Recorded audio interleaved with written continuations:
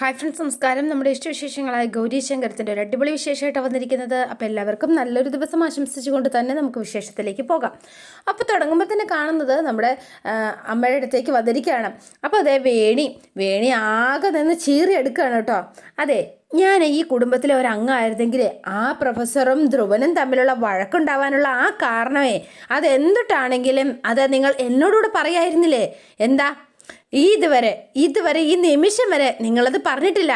പോട്ടെ, നിങ്ങൾക്ക് ഇപ്പോഴെങ്കിലും എന്നോടൊന്ന് പറയാൻ തോന്നുന്നുണ്ടോ? അങ്ങനെയാണെങ്കിൽ നിങ്ങൾ പറയുന്നതൊക്കെ ഞാൻ വിശ്വസിക്കാം. എന്തേ, നിങ്ങൾക്ക് പറ്റുമോ എന്ന് ചോദിച്ചു. അപ്പോൾ ഒന്നും മിണ്ടാതെ നിൽക്കുകയാണ് ആദർശ്. കുറച്ചു നേരം നോക്കിയിട്ട് ആദർശ് നേരെ അകത്തേക്ക് കയറിപ്പോയിട്ടോ. അപ്പോൾ വേണിക്ക് ഇതിട്ട് ഞാൻ നിൽക്കുകയാണ്. അപ്പം നമ്മുടെ അമ്മയും മുത്തശ്ശിയും അതുപോലെ നന്ദിനി അമ്മയും നിൽപ്പുണ്ട്. അപ്പം നമ്മൾ ഈ ഫാമിലിയിൽ ഒരാളുമല്ല. നമ്മൾ എത്ര സ്നേഹിച്ചാലും നമ്മളെ ചേർത്ത് പിടിക്കുന്ന ഒരു കുടുംബം ഉണ്ടാവണമെങ്കിലേ അതിനൊരു ഭാഗ്യം വേണം എന്ന് പറഞ്ഞു വേണി. ഈ വേണിക്ക് അങ്ങനൊരു ഭാഗ്യമില്ല. എന്ത് ചെയ്യാനാ? അങ്ങനെ പറയട്ടെ, വേണി അകത്തേക്ക് കയറിപ്പോയി. നമ്മുടെ മുത്തശ്ശി ആകെ തകർന്ന് സങ്കടപ്പെട്ട് നിൽക്കുക കേട്ടോ. അപ്പം നന്ദിനി അമ്മ നേരെ മുത്തശ്ശിയെ ചേർത്ത് പിടിച്ചു. എന്നിട്ട് അവർ രണ്ടുപേരുടെ ഇങ്ങനെ നിൽക്കുക. പിന്നെ നമ്മൾ കാണുന്നത് നമ്മുടെ ചാരങ്ങാട്ട് വീട്ടിലാണ്. അപ്പം രാധാമണി തങ്കച്ചിയുടെ അതിശയ പ്രകടനമാണ് പിന്നെ നടക്കുന്നത് കേട്ടോ. എൻ്റെ ഹരിപ്പാട് സുബ്രഹ്മണ്യ സ്വാമി, പാവം പോലെ ഇരുന്ന ആ പ്രൊഫസർ ഒരാളെ കൊന്നൂന്നോ? എനിക്ക് വിശ്വസിക്കാനേ പറ്റണില്ല. അപ്പോൾ കമൽ ഇങ്ങനെ പറയാണ്, ഓഹോ, നിനക്ക് വിശ്വസിക്കാൻ പറ്റണില്ലെങ്കിൽ നീ നേരെ പോലീസ് സ്റ്റേഷനിലേക്ക് ചെല്ലു കമലെ. നേരിട്ട് കാണുമ്പോൾ നിനക്കങ്ങ് വിശ്വാസമാവുമല്ലോ എന്ന് ചോദിച്ചു ശേഖരൻ. അതെ, അങ്ങേർക്ക് ഇത്രയും പഠിപ്പും വിവരവും ഒക്കെ ഉണ്ടായിട്ട് അങ്ങേര് ഈ പണി ചെയ്തല്ലോ എന്ന് ഉടനെ രാധാമണി തങ്കച്ചി ഗൗരിക്കിട്ട് കൊടുക്കാൻ പറ്റിയ ഏറ്റവും നല്ലൊരു അവസരമായിട്ട് തന്നെ അതങ്ങ് മുതലെടുക്കുകയാണ്. എൻ്റെ അച്ഛൻ ആരെയും കൊല്ലില്ല എന്നാണ് ഉടനെ ഗൗരി അങ്ങ് പറഞ്ഞു. ഓഹോ, നിൻ്റെ അച്ഛൻ ആരെയും കൊല്ലില്ല പോലെ പിന്നെ എന്തൊട്ടിനാടോ ആ കൊലപാതകം ഏറ്റെടുത്ത് ഇതേ ഇപ്പോൾ പോലീസ് സ്റ്റേഷനിൽ പോയി കീഴടങ്ങി അവിടെ കുത്തിയിരിക്കണത്? അതിൻ്റെ കാരണം എനിക്കറിയില്ല എന്ന് പറഞ്ഞു ഗൗരി. പക്ഷേ എനിക്ക് എൻ്റെ അച്ഛനെ നന്നായി അറിയാം. എന്തിനാ മറ്റൊരാളെ വേദനിപ്പിക്കുന്ന ഒരു വാക്ക് പോലും എൻ്റെ അച്ഛൻ പറയില്ല. അങ്ങനെ ഒരു മനുഷ്യൻ കൊലപാതകം ചെയ്യുമോ എന്ന് ചോദിച്ചു. എൻ്റെ പൊന്നു മരുമോളെ, ഈ അച്ഛൻ മരുമോളോട് ചെറിയൊരു ഡൗട്ട് അങ്ങോട്ടേക്ക് ചോദിക്കട്ടെ. ആ പ്രൊഫസർ ചാമ്പി ആ ചെക്കനില്ലേ, ആ ധ്രുവൻ, അതെ ആ ചെക്കൻ വല്ല പിടിയിട്ടാപ്പുള്ളി പറ്റാണോ മോളെ എന്ന് ചോദിച്ചു മഹാദേവൻ. അപ്പം ശേഖരനും ശങ്കറും കമലയും രാധയും ഒക്കെ നിൽപ്പുണ്ട് കേട്ടോ. എല്ലാവരോടും നിൽക്കുമ്പോഴാണ് ഈ സംസാരം നടക്കുന്നത്. അല്ല, എന്താണെന്നറിയോ അച്ഛൻ ചോദിച്ചത്? അവൻ്റെ തലയ്ക്ക് സർക്കാർ വല്ല വിലയിട്ടിട്ടുണ്ടോയെന്ന് അറിയാൻ പറ്റില്ലല്ലോ, അതാ ചോദിച്ചത്. എന്താന്ന് വെച്ചാൽ ആ പൈസ കിട്ടാൻ വേണ്ടി ചുളുവിൽ അടിച്ചെടുക്കാൻ വേണ്ടിയിട്ടാണോ നമ്മുടെ പ്രൊഫസർ ഇനി ചിലപ്പം ആ ചെക്കനെ കാച്ചിയതെന്ന് അറിയാൻ വേണ്ടിയിട്ടാ ഞാനൊന്ന് ചോദിച്ചതേ. അപ്പോൾ ഒരു കളിയാക്കൽ മട്ടിൽ മഹാദേവനും പറഞ്ഞു കേട്ടോ. അയാളുടെ കുടുംബം മുഴുവൻ നിലവിളിച്ചുകൊണ്ടിരിക്കുക. അയാളാണെങ്കിൽ വലിയ എന്താ പറയുക, എന്തോ വലിയൊരു അഭിമാനിയെ പോലെ അയാൾ അവിടെ ഇങ്ങനെ ഒറ്റ ഇരിപ്പാത്രേ. അതെ, എന്താണെങ്കിലും പറഞ്ഞു പഠിപ്പിച്ച പോലെ എന്നെ ആരും രക്ഷിക്കണ്ട എന്ന് ഞാൻ തന്നെ ശിക്ഷിക്കപ്പെടണം എന്നുള്ള മട്ടിൽ. ഇത് എന്തൊട്ട് സാധനം അത് എന്ന് ചോദിച്ചു. നമ്മുടെ കുടുംബത്തിനെ മാനരക്ഷം നഷ്ടപ്പെടുത്താനായിട്ട് തീരുമാനിച്ച ഒരാൾ ഇറങ്ങി തിരിച്ചാലിപ്പോൾ എന്തിട്ടാ ചെയ്യുക എന്ന് ശേഖരനും ചോദിക്കുകയാണ്. അപ്പോൾ ഗൗരി ആകെ വിലപ്പെട്ട് നിൽക്കുക. അപ്പോൾ രാധാമണി തങ്കച്ചി, അതെ ഈ പറയുന്ന മാനം പോയത് ഈ പ്രൊഫസറുടെ കുടുംബത്തിനാണോ എന്ന് ചോദിച്ചു. പ്രൊഫസറെ ആരറിയാനാ? നാടക്കേട് നമുക്ക് മൊത്തമല്ലേ, ഈ ചാരങ്ങാട്ട് കുടുംബത്തിനല്ലേ സംഭവിച്ചിരിക്കുന്നത് എന്ന് ചോദിച്ചു രാധാമണി. അപ്പോൾ ഇങ്ങനെ നിൽക്കുക. നമ്മളോട് അസൂയുള്ള നമ്മുടെ ബന്ധുക്കളൊക്കെ നമ്മളെ ഇനിയിപ്പോൾ ഇത് വെറുതെ ഇരിക്കുമെന്ന് നമുക്ക് തോന്നുന്നുണ്ടോ? ശങ്കറിൻ്റെ പെണ്ണിൻ്റെ അച്ഛൻ കൊലക്കേസ് പ്രതിയാണെന്ന് എല്ലാവരും പറഞ്ഞു നടക്കും. ആൾക്കാരുടെ മുഖത്ത് നമ്മളിനി എങ്ങനെ നോക്കും? ഷോ, എന്താ പറയുക, ഞങ്ങളുടെ മാനം നശിപ്പിച്ചപ്പം നിൻ്റെ അച്ഛനെ തൃപ്തിയായല്ലോ അല്ല ഗൗരി? അല്ലെങ്കിലും നിൻ്റെ അഹങ്കാരം ഇനി കുറയുമല്ലോ എന്ന് പറഞ്ഞു രാധാമണി. ഇനി കൊലപാതകയുടെ മോളെ കുറച്ച് അഹങ്കരിച്ചാൽ മതിയല്ലോ, അത് കണ്ടാൽ മതിയല്ലോ എന്ന് ചോദിച്ചു. അപ്പോൾ കുറേ നേരം ഇങ്ങനെ നോക്കി എന്നിട്ട് ഗൗരി ആകെ സങ്കടപ്പെട്ട് നേരെ മേലെ റൂമിലേക്ക് കയറിപ്പോയി കേട്ടോ. അപ്പോൾ ശങ്കർ നേരെ രാധാമണി അടുത്തേക്ക് ചെന്നിട്ട്, അമ്മ എന്തൊട്ടൊക്കെ ഈ വിളിച്ച് പറയണത് എന്ന് ചോദിച്ചു. ശ്യാം സാർ തെറ്റ് ചെയ്തതിനെ ഗൗരി എന്തിട്ടാ പഴച്ചത്? സ്വന്തം അച്ഛനെ ഇങ്ങനൊരു അവസ്ഥയെ കാണാണ്ട് വരുമെന്ന് ഗൗരി ഒരിക്കലും സ്വപ്നത്തിൽ പോലും കരുതിയിട്ടുണ്ടാവില്ല. ആ മനുഷ്യൻ്റെ അവസ്ഥ കണ്ട് ആകെ തളർന്നു നിൽക്കുക ഗൗരി. ദയവ് ചെയ്ത് അവളുടെ മേൽ കുതിര കയറാനായിട്ട് അമ്മ ഇതൊരു അവസരമായിട്ട് എടുക്കരുത് എന്ന് പറഞ്ഞിട്ട് നമ്മുടെ ശങ്കരകത്തേക്ക് ഗൗരിയുടെ ഒപ്പം പോയി കേട്ടോ. അപ്പോൾ ശേഖർ അങ്ങോട്ടേക്ക് വന്നിട്ട്, അതെ അമ്മ പറഞ്ഞതിൽ ഒരു തെറ്റുണ്ടെന്ന് എനിക്ക് തോന്നുന്നില്ല. അവളുടെ അഹങ്കാരത്തിന് ഇങ്ങനെ ഒരു അടി കിട്ടിയത് വളരെ നന്നായി എന്ന് പറഞ്ഞു. ആ എന്നിട്ടേ അച്ഛൻ്റെ പൊന്നാരമോൻ കുട്ടിശങ്കരൻ ആ ചെക്കൻ പറഞ്ഞിട്ട് പോയത് അച്ഛൻ കേട്ടല്ലോ അല്ലേ? കേട്ടടാ, എല്ലാം കേട്ടു എന്ന് പറഞ്ഞു മഹാദേവൻ. ഈ വീട്ടിലെ സ്വന്തം തന്നയുടെ അഭിമാനം പോയതൊന്നും അവനൊരു വിഷയമല്ലടാ, അതെനിക്ക് മനസ്സിലാകുന്നുണ്ട്. അവനുണ്ടല്ലോ, അവൻ്റെ ഭാര്യയും ഭാര്യ വീട്ടുകാരും എപ്പോഴും സന്തോഷമായിട്ടിരിക്കണം, അതുമാത്രമേ ഉള്ളൂ അവൻ്റെ ഒരു ചിന്ത. അതിനു വേണ്ടിയിട്ടേ അവൻ അവരെ തലയിൽ വെച്ച് നടക്കും. അതിനെ കൊന്നാലി എന്തു പറയാനാ. അപ്പം ഇങ്ങനെ ഇവരെല്ലാവരോടെ ഇങ്ങനെ നിൽക്കുകയാണ്. ദേഷ്യപ്പെട്ട് മഹാദേവനും. ഇനിയിപ്പോൾ എന്താ ചെയ്യാനാ, ഇത് മഹാദേവൻ്റെ ഇമേജിനെ ബാധിക്കും, അതോർത്താണ് മഹാദേവന് സങ്കടം. പിന്നെ കാണാൻ നമ്മുടെ ശങ്കറിനെയാണ്. അപ്പോൾ ശങ്കർ ഇങ്ങനെ ആലോചിച്ചിരിക്കുകയാണ് ഓരോ കാര്യങ്ങൾ, ഇനി എന്താ ചെയ്യേണ്ടത് എന്നറിയില്ല. അപ്പോൾ അതിന് നേരെ ഗൗരി ഇതേ അങ്ങോട്ടേക്ക് ചെല്ലുക.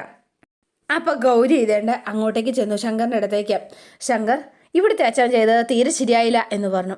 ഇവിടുത്തെ അച്ഛൻ എന്ത് തെറ്റ് ചെയ്തെന്നാണ് നീ പറയണത്? ഇങ്ങോട്ടേക്ക് നമ്മളെ ധൃതി പിടിച്ച് കൊണ്ടുവന്നത് ശരിയായില്ല. എൻ്റെ അമ്മയും മുത്തശ്ശിയും ആദർശനും ഒക്കെ ആകെ തകർന്നിരിക്കുക. ഈ സമയത്ത് ഞാൻ എങ്ങനെയാണ് സ്വസ്ഥമായിട്ട് ഇവിടെ നിൽക്കുന്നത്?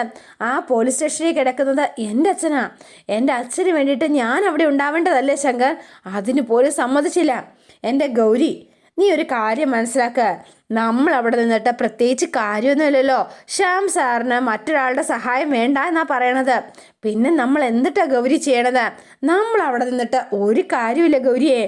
എനിക്കിപ്പോഴും മനസ്സിലാവാത്ത ഒരു കാര്യമുണ്ട്. ശ്യാം സാറും ധ്രുവനും തമ്മിൽ അവനെ കൊല്ലാൻ മാത്രമുള്ള ഇത്രയും വലിയ പ്രശ്നം അതെന്തിട്ടാ?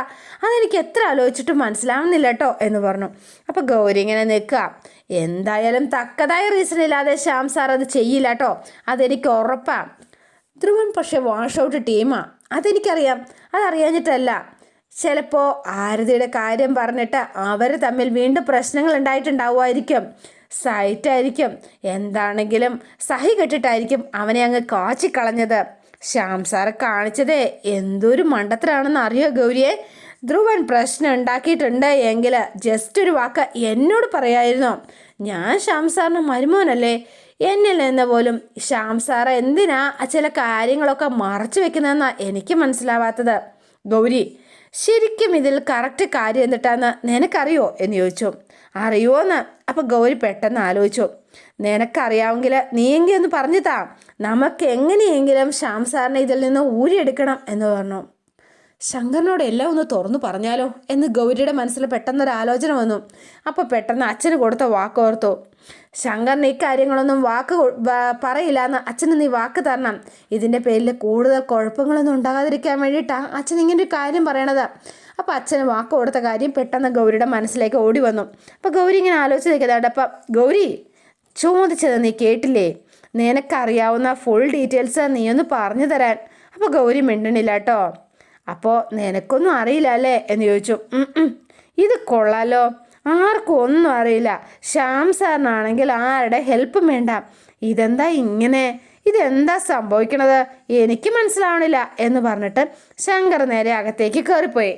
പിന്നെ കാണുന്നത് കിച്ചണിലാണ് കേട്ടോ. അപ്പോൾ കിച്ചണിൽ കമലയുണ്ട്, അതുപോലെ തന്നെ അവിടുത്തെ ജോലിക്കാരിയുണ്ട്. അപ്പോൾ ഇവരുടെ 3 പേരുടെ ഇങ്ങനെ നിൽക്കുകയാണ്. അപ്പോൾ രാധാമണി ഭയങ്കര ആലോചനയിലാണ്, ഭയങ്കര സന്തോഷത്തിലാണ് എന്ന് പറയുന്നതായിരിക്കും ശരി.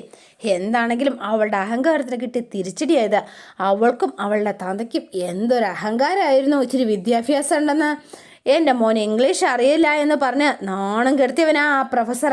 ഞാൻ മറന്നിട്ടില്ല, അന്ന് ഞാൻ മനസ്സ് നൊന്ത് പ്രാഗിയതാ. ഇപ്പം കിട്ടിയല്ലോ. ഗൗരിയുടെ അച്ഛനൊരു പാവം അമ്മേ, ആ മനുഷ്യനൊരു കൊലപാതകം ചെയ്യുന്നൊന്നും വിശ്വസിക്കാനേ പറ്റണില്ല എന്ന് പറഞ്ഞു കമല. നിനക്കെന്താ ഒരു വിശ്വാസക്കുറവ്? ഗർഭിണിയായതുകൊണ്ട് ശേഖറിൻ്റെ കയ്യിൽ നിന്ന് നിനക്കൊന്നും കിട്ടണില്ല. അതിൻ്റെ ഒരു ഇച്ചിരി നെകളിപ്പ് നിനക്കുണ്ട് അല്ലേ കമലേ? അമ്മേ, ഞാനതിന് തെറ്റായിട്ടൊന്നും പറഞ്ഞില്ലല്ലോ അമ്മേ. പറഞ്ഞില്ലേ? പിന്നെ നീ ഇപ്പം എന്താ പറഞ്ഞത് എന്ന് ചോദിച്ചു. ചാരങ്ങാട്ട് ആരെങ്കിലും എങ്ങനെ ചെയ്തു എന്നറിഞ്ഞാൽ വിശ്വസിക്കാൻ ആർക്കും ഒരു കുഴപ്പമില്ല. ഈ കുടുംബത്തെപ്പറ്റി ഈ ഗൗരി എപ്പോഴും കുറ്റം പറച്ചിലായിരുന്നല്ലോ. അവൾ ഇനി എന്തു പറയും? എന്തായാലും നിന്റെ വായിലെ നാക്ക് ഇറങ്ങിപ്പോയോ കമലേ എന്ന് ചോദിച്ചു.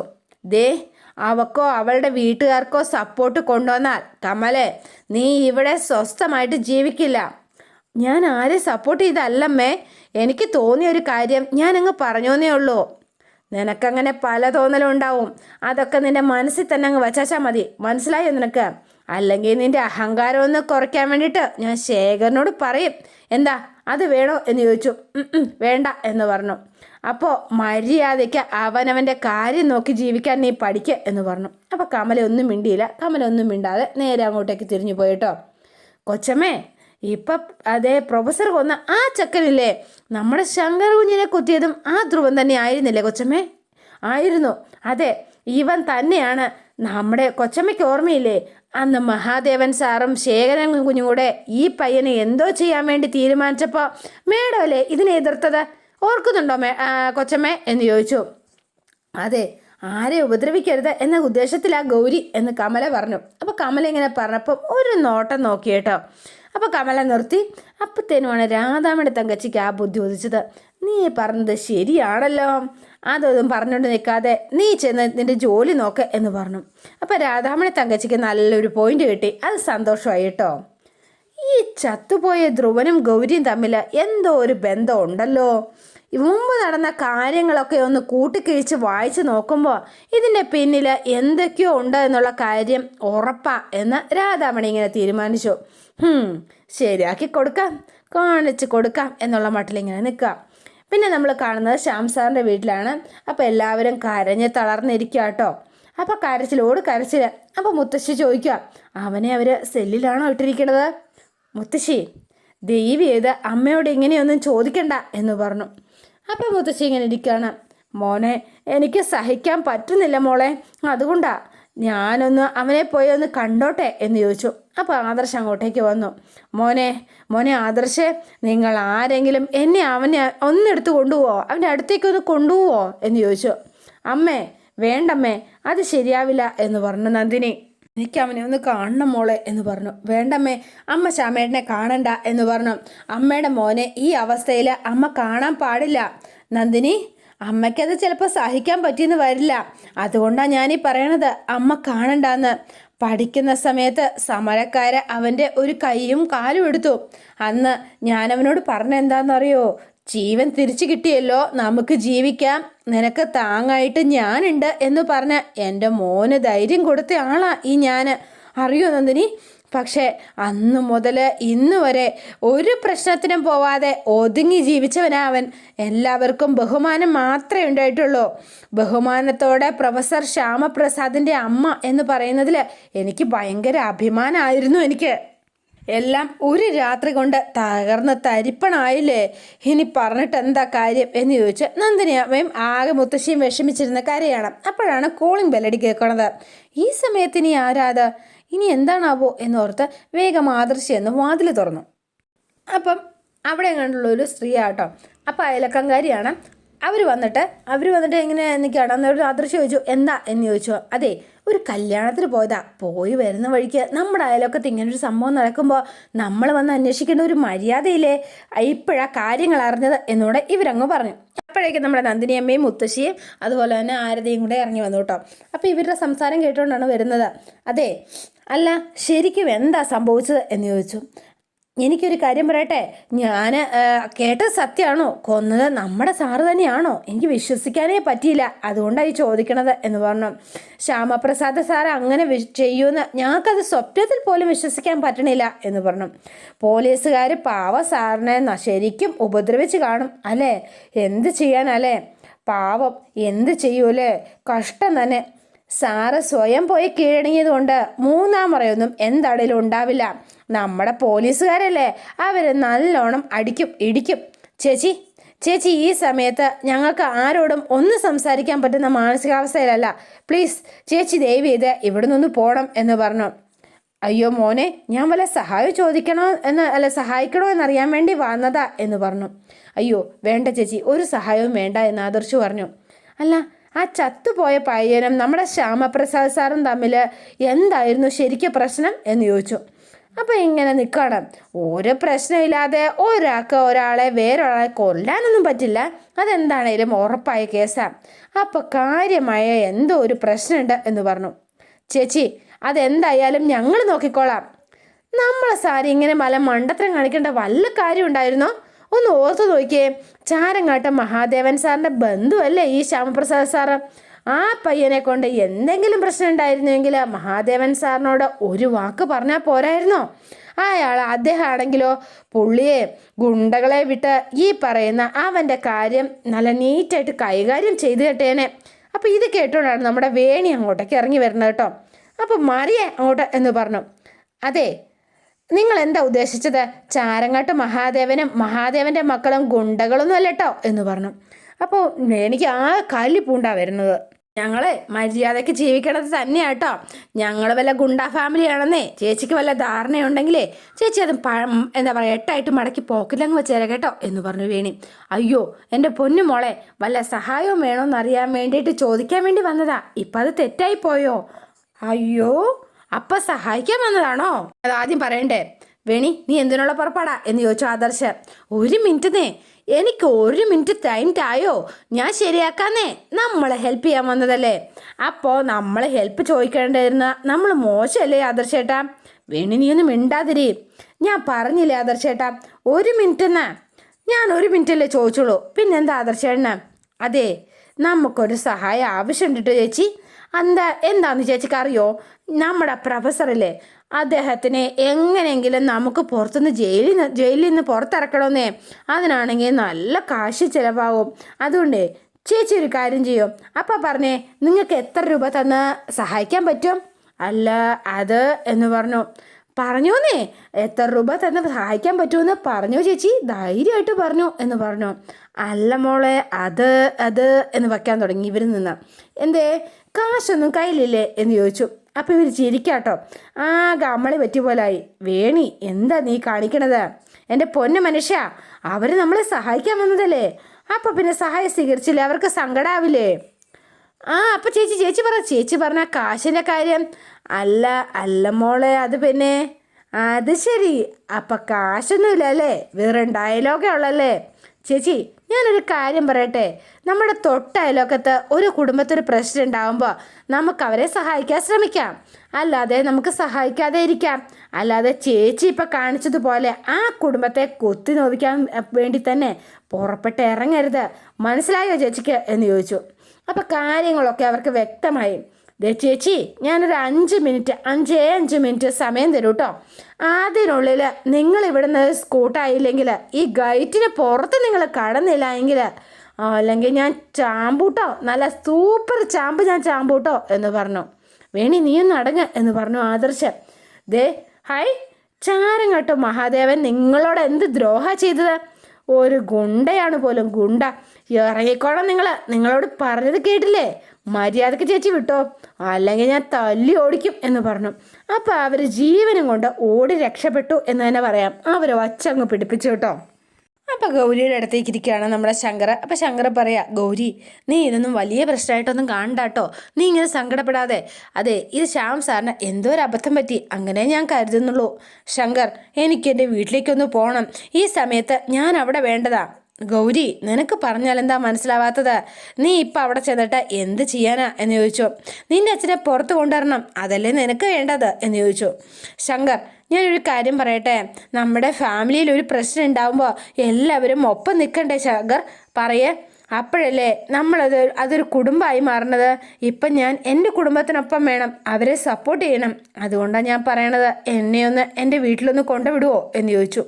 അപ്പം ശങ്കർ ഇങ്ങനെ ഇരിക്കുന്ന സമയത്ത് നമ്മുടെ രാധാമണി തങ്കച്ചി അടുത്ത പണിയായിട്ട് എത്തിയിട്ടുണ്ട്. കയ്യിലൊരു ഗ്ലാസ് ജ്യൂസൊക്കെ ആയിട്ടാണ് വരണം കേട്ടോ. അപ്പോൾ കയറി വന്നുടനെ തന്നെ, ആഹാ നീ പോയിക്കോ, ഇത് കുടിക്കുക എന്ന് പറഞ്ഞ് ജ്യൂസ് കൊണ്ടുപോയി നമ്മുടെ ഗൗരിക്ക് കൊണ്ട് കൊടുത്തു. അപ്പോൾ ഗൗരി അത് വാങ്ങിയിട്ട്, നിന്റെ വീട്ടിലേക്ക് വിടാതിരിക്കാൻ വേണ്ടിയിട്ട് ഞങ്ങളെന്താ അത്രയ്ക്ക് മോശം ആൾക്കാരാണെന്നാണോ നീ വിചാരിച്ചു വെച്ചിരിക്കുന്നത് ഗൗരിയെ? അല്ല ഗൗരി, ഈ പ്രൊഫസറ് എന്തിനാ ഇതൊക്കെ ചെയ്തത്? നിനക്കതറിയാതിരിക്കുമല്ലോ. നിനക്കറിയില്ലേ എന്ന് ചോദിച്ചു. ഞങ്ങളോട് പറയുന്നത് കൊണ്ട് ഇപ്പം നിനക്ക് എന്താ പ്രശ്നം? എന്തിനാ ചെയ്തത്? അമ്മ എന്തൊട്ടാ ഇങ്ങനെ എന്ന് ചോദിച്ചു ശങ്കർ. ശ്യാം സാറ് എന്തിനാ ഇങ്ങനെ ചെയ്തതെന്ന് ഗൗരിക്ക് എങ്ങനെ അറിയാം? ഞങ്ങളെല്ലാവരും മാറി എല്ലാവരും ചോദിച്ചു എന്നറിയോ? ശ്യാം സാറ് എന്തെങ്കിലും പറയണ്ടേ? അത് എന്നോട് പറഞ്ഞിട്ടില്ല, ഗൗരിയോടും പറഞ്ഞിട്ടില്ല. അല്ലടാ ശങ്കറേ, ഒരു കാര്യം ചോദിക്കട്ടെ. ഈ ചത്തുപോയ പയ്യൻ എന്താ അവൻ്റെ പേര്? ധ്രുവൻ. അവനെ നീ അവനുമായിട്ടല്ലേ ആ നടി ഉണ്ടാക്കിയത്, നിന്നെ കുത്തിയതും ഈ പറയുന്ന ഈ ധ്രുവൻ തന്നെയല്ലേടാ എന്ന് ചോദിച്ചു. അപ്പോഴാണ് നമ്മുടെ ശങ്കറിന് ആ കാര്യം ഓർമ്മ വന്നത് കേട്ടോ. അപ്പം രാധാമണി ഒരു പണി കൊടുത്തല്ലോ എന്നുള്ളൊരു ആത്മസംതൃപ്തിയിൽ ഇങ്ങനെ നിൽക്കുകയാണ്. എന്താണെങ്കിലും നല്ലൊരു പണിയായിപ്പോയി, ഇനി ശങ്കർ അതിൻ്റെ പുറകെ പോയിക്കോളും, കാര്യങ്ങളറിയാം എന്നുള്ളൊരു ധാരണ. പിന്നെ ഗൗരിയല്ല അന്ന് തടഞ്ഞു നിർത്തിയത്, അതൊക്കെ മനസ്സിൽ വരുമെന്നൊക്കെ ഓർത്ത് ഇങ്ങനെ ഇരിക്കുകയാണ്. അപ്പോൾ അതോടെയാണ് ഇന്നത്തെ വിശേഷം അവസാനിക്കുന്നത്. നാളത്തെ വിശേഷം ഇതിലും ഗംഭീരമാണ്. അപ്പോൾ എല്ലാവരും വെയിറ്റ് ചെയ്യുക. നിങ്ങൾക്ക് ഇഷ്ടപ്പെട്ടുവെങ്കിൽ ലൈക്ക് ചെയ്യുക, ഷെയർ ചെയ്യുക, തൊട്ടടുത്ത് ആ ബെൽ ബട്ടൺ കൂടെ ഒന്ന് ഞെക്കുകയാണെങ്കിൽ ഞാൻ ഇടുമ്പോൾ തന്നെ നോട്ടിഫിക്കേഷൻ ലഭിക്കുന്നതായിരിക്കും. പുതുപുത്തൻ വിശേഷമായിട്ട് എത്താം. Bye and see you again.